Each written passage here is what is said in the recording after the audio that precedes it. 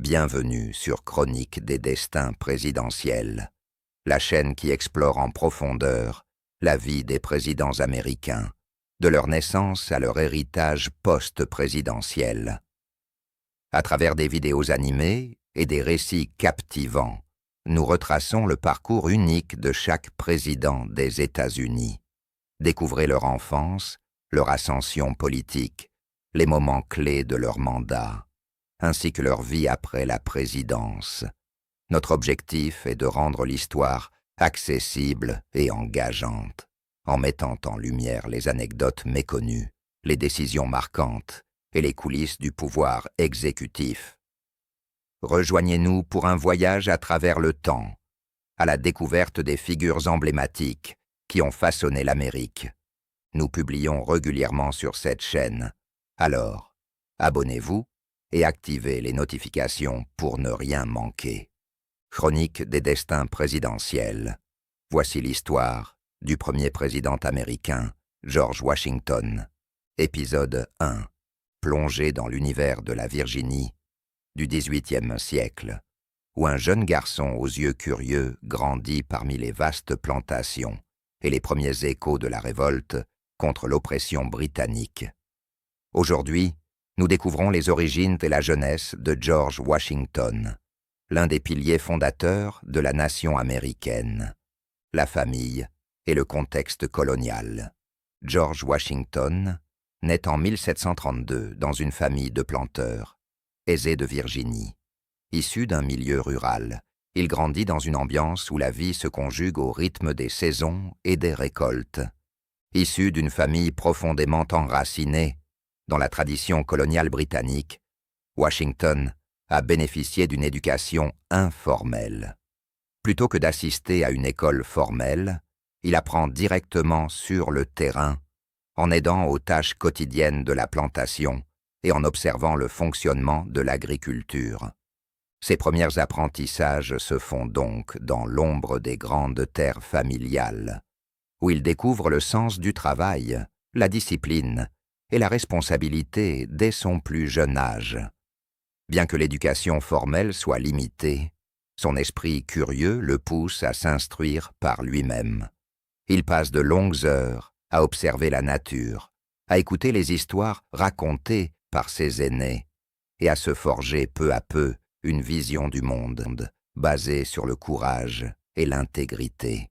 Anecdotes méconnues et influences précoces. Parmi les anecdotes moins connues de sa jeunesse, il est dit que le jeune George manifestait déjà un amour profond pour la nature. Il passait des heures à observer le ciel, les oiseaux et même les étoiles, se posant des questions sur l'immensité du monde. D'autres récits rapportent qu'il fut chargé, dès son plus jeune âge, de petites responsabilités, comme surveiller les troupeaux ou veiller à ce que le travail se fasse correctement, qui contribuèrent à développer son sens aigu de l'organisation et de la responsabilité. Ces expériences précoces allaient jouer un rôle crucial dans sa capacité à diriger des hommes plus tard. Le contexte historique de l'époque. Pour comprendre l'environnement dans lequel grandissait George Washington, il est essentiel de situer cette période dans le contexte des colonies britanniques. Au XVIIIe siècle, la vie dans les colonies se caractérise par un fort sentiment d'autonomie malgré l'autorité de la couronne. Les colons, tout en bénéficiant des richesses de la terre, commencent à ressentir les premières tensions face aux taxes et aux règles imposées par l'administration britannique. Ce climat de mécontentement et d'éveil politique sème les germes d'une révolte future. Washington, en grandissant dans ce contexte, est ainsi témoin des premières expressions de ce désir de liberté et d'indépendance qui façonneront l'histoire des États-Unis. Conclusion et transition vers l'épisode 2. Ainsi s'achève ce premier épisode consacré aux origines et à la jeunesse de George Washington. Nous avons vu comment, dès son enfance, il a puisé dans le travail, la nature et le contexte politique de l'époque les valeurs qui allaient faire de lui le leader emblématique d'une nation en devenir. Dans le prochain épisode, nous explorerons ses premiers pas dans la vie militaire, ses débuts d'officier et les premières expériences qui ont forgé son caractère de futur commandant en chef. Restez avec nous pour découvrir la naissance d'un héros. Épisode 2. Les premiers pas dans la vie militaire. Après avoir passé ses premières années dans la quiétude des champs de Virginie, le jeune George Washington se tourne naturellement vers une vocation qui allait changer le cours de l'histoire, la vie militaire. Dès ses débuts, le destin semblait l'appeler à prendre les armes et à défendre les idéaux qui s'éveillaient parmi les colons. À l'époque, l'armée coloniale n'était pas une institution centralisée comme nous la connaissons aujourd'hui. Les jeunes hommes, issus souvent de familles de planteurs, étaient appelés à défendre leurs terres contre les menaces extérieures. C'est dans ce contexte que Washington, alors adolescent, fit ses premiers pas dans l'art de la guerre. Son éducation sur le terrain, faite de travail quotidien et d'observation des stratégies utilisées par ses aînés, lui permit d'acquérir des compétences pratiques précieuses. Dès son plus jeune âge, il fut confronté aux réalités du combat, aux longues marches, aux conditions de vie rudimentaires et aux rigueurs d'une discipline militaire naissante. Il est rapporté que, lors de ses premières missions, Washington a été chargé de surveiller des sentiers de communication ou de guider de petits groupes à travers des terrains difficiles. Bien que ces tâches puissent paraître modestes, elles furent essentielles pour forger en lui un sens aigu de la responsabilité et de l'organisation. Une anecdote moins connue raconte qu'à l'époque, lors d'une expédition dans les forêts denses, le jeune Washington, bien que n'étant pas encore un officier confirmé, s'est distingué en réagissant rapidement à une situation imprévue. Alors qu'un groupe de soldats se perdait dans un dédale de sentiers, c'est lui qui prit l'initiative de réorganiser les rangs en utilisant des repères naturels, la position du soleil, les formations des arbres, pour retrouver la route. Ce geste de leadership précoce ne passa pas inaperçu et fit naître en lui la réputation d'un guide fiable, même dans l'incertitude. Mais la vie militaire de l'époque n'était pas seulement une question de navigation et de discipline, elle était aussi marquée par le courage face à l'adversité. Les soldats de la colonie vivaient dans des conditions souvent rudimentaires, affrontant la rudesse du climat et le danger constant des escarmouches avec les troupes britanniques ou des tribus locales. Pour Washington, ces expériences furent autant de leçons de résilience et d'ingéniosité. Il apprit à improviser, à tirer parti de chaque ressource à sa disposition, et surtout à garder son sang-froid, même dans les situations les plus critiques. Il ne faut pas oublier que cette période fut également marquée par un éveil politique. Tandis que les colons commençaient à ressentir le poids des taxes et des régulations imposées par l'administration britannique, les soldats eux-mêmes étaient exposés aux premières lueurs d'un sentiment d'indépendance. Washington, même en tant que jeune officier, fut témoin des murmures de révolte et des aspirations à une plus grande autonomie. Ces expériences, mêlant combat, survie et éveil patriotique, allèrent imprégner son esprit d'une vision qui dépasserait largement les simples enjeux militaires. Elles contribuèrent à forger en lui le caractère d'un leader prêt à se battre non seulement pour la victoire sur le champ de bataille, mais aussi pour l'indépendance et la liberté de son peuple. En somme, ses débuts dans la vie militaire constituant le terreau sur lequel George Washington allait bâtir sa légende. Chaque marche, chaque mission, chaque moment de doute et de triomphe contribuèrent à sculpter l'image d'un futur héros national, un homme dont le courage et la détermination allaient inspirer non seulement ses contemporains, mais aussi les générations futures.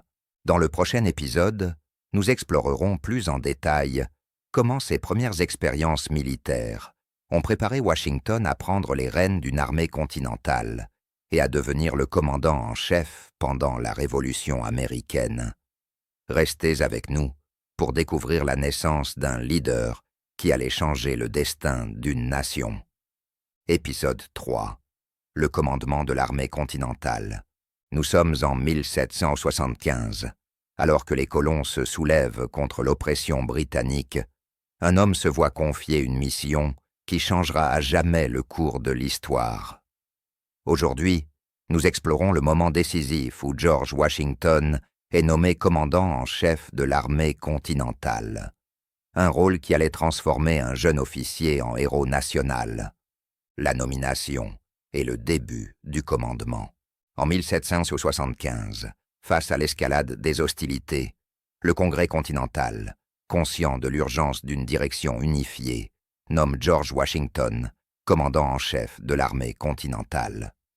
Ce choix, loin d'être anodin, repose sur la réputation grandissante de Washington en tant que leader fiable et sur son sens inné de l'honneur et de la discipline. À ce moment charnière, il est décidé que son rôle ne se limite pas à mener des troupes, mais aussi à incarner l'espoir et l'unité des colons en lutte pour leur liberté.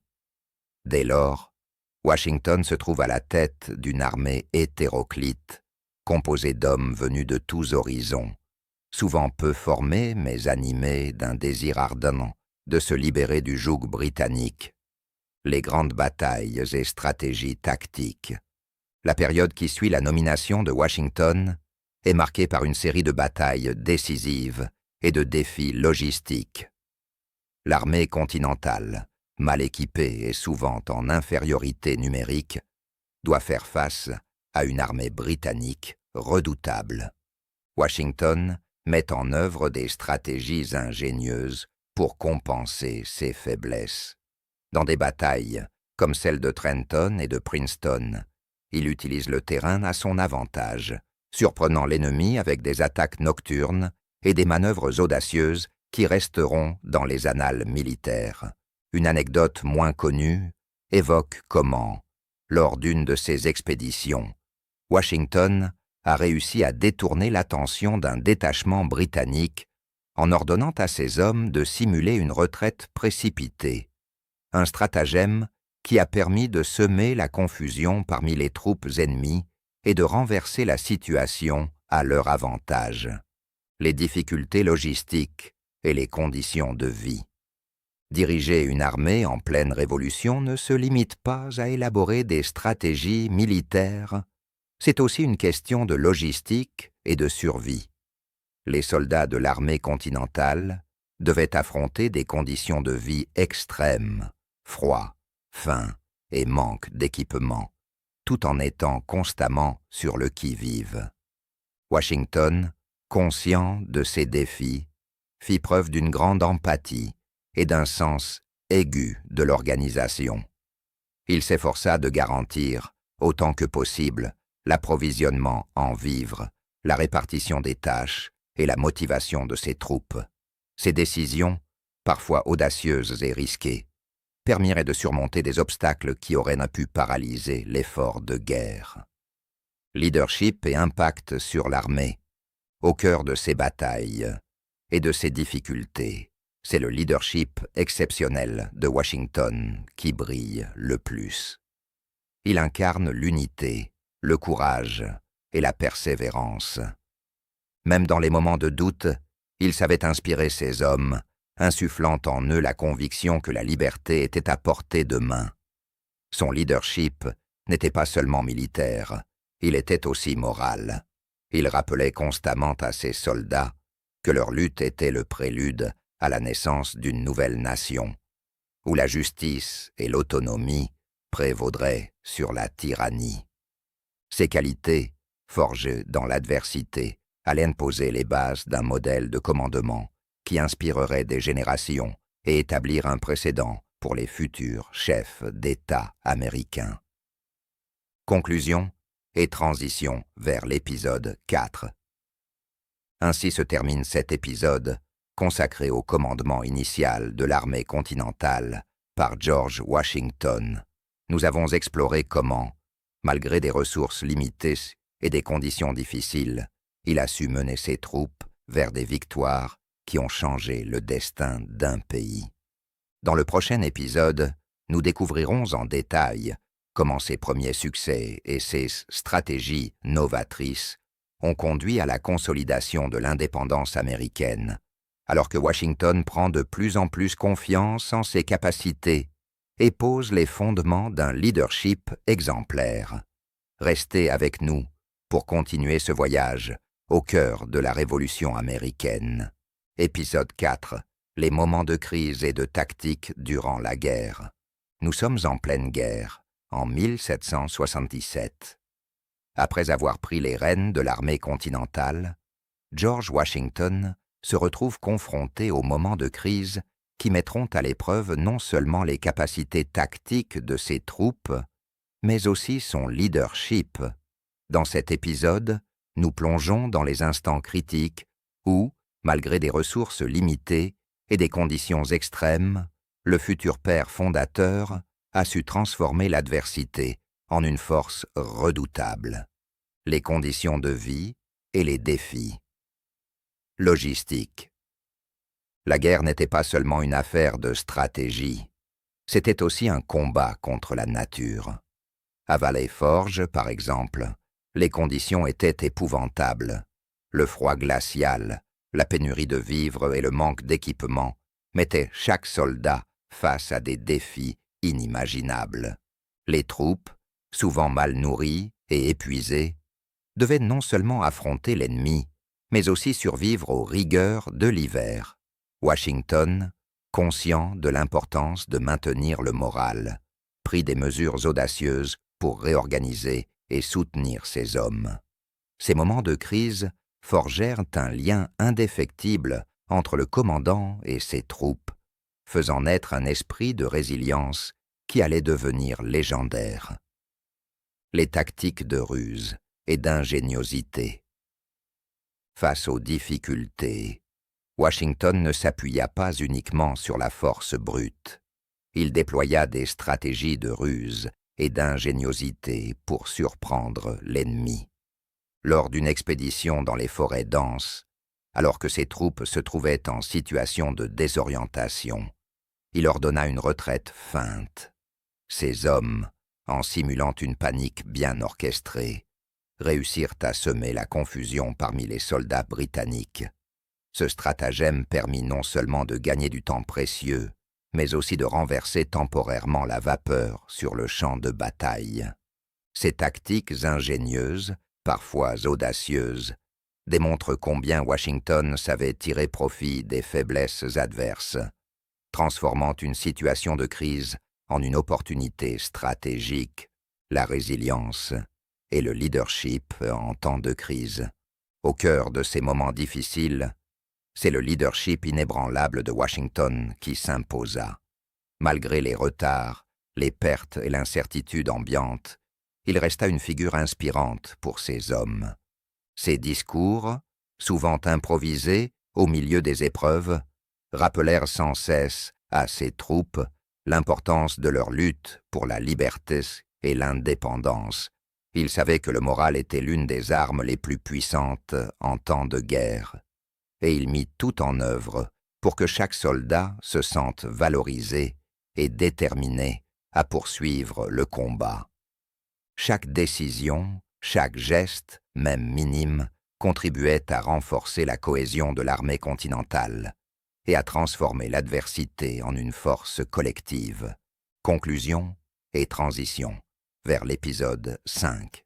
Ainsi s'achève cet épisode, consacré aux moments de crise et aux tactiques ingénieuses qui ont caractérisé la période la plus éprouvante de la Révolution américaine. Grâce à sa vision stratégique et à son empathie, George Washington transforma l'adversité en une source de force pour toute une armée. Dans notre prochain épisode, Nous explorerons comment ces premières victoires, obtenues malgré l'âpreté du combat, ont permis de consolider l'indépendance américaine et de poser les fondations d'une nouvelle nation. Restez avec nous pour découvrir l'émergence d'un destin national. Épisode 5. La victoire et l'émergence d'une nation. Nous sommes à l'aube d'une nouvelle ère, après des années de combats acharnés, de sacrifices et de stratégies audacieuses. L'armée continentale, dirigée par George Washington, obtient enfin la victoire sur les forces britanniques. Dans cet épisode, nous explorerons comment la fin des hostilités a ouvert la voie à la naissance d'une nation, marquant le début d'un rêve qui allait transformer le monde. La fin des hostilités et la victoire militaire. Les dernières années de la Révolution américaine furent marquées par une succession de victoires décisives qui mirent fin à l'hégémonie britannique. Des batailles, telles que celle de Yorktown, où les tactiques de siège et la coordination entre les forces terrestres et navales permirent de capturer une armée ennemie retranchée, illustrent parfaitement l'ingéniosité et la détermination de Washington. Face à une armée britannique bien mieux équipée, Washington et ses hommes ont su exploiter les faiblesses de l'ennemi, utiliser le terrain à leur avantage et créer des alliances stratégiques avec des puissances étrangères, notamment avec la France. Ces victoires ne furent pas seulement militaires, elles allumèrent l'étincelle de la liberté dans le cœur de milliers de colons. Les négociations et le traité de Paris.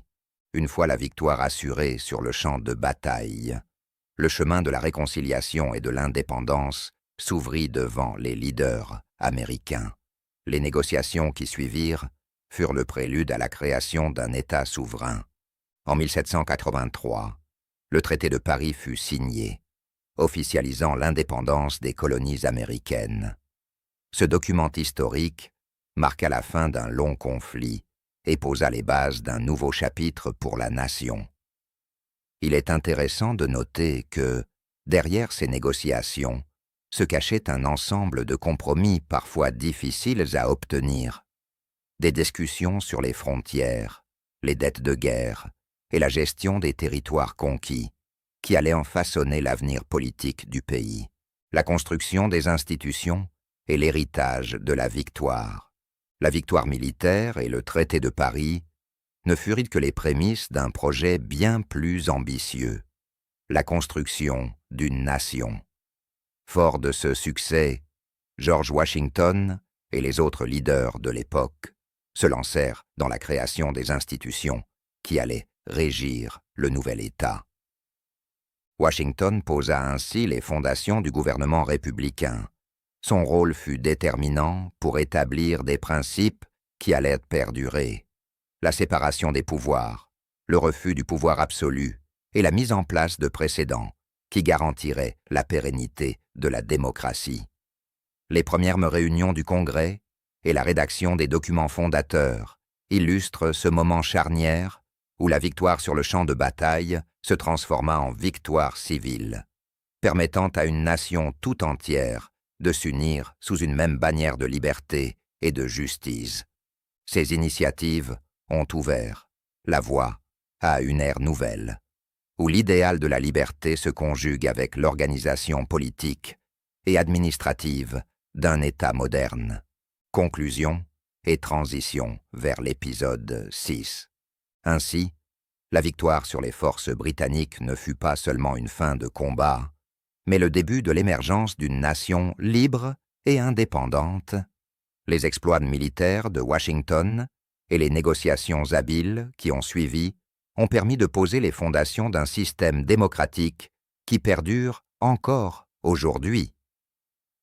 Dans notre prochain épisode, nous explorerons en détail la présidence de George Washington et comment, en tant que premier président, il a établi les normes et les institutions qui définiraient le rôle de la fonction présidentielle pour les générations futures. Restez avec nous pour découvrir la naissance d'un modèle de gouvernance qui continue d'inspirer le monde.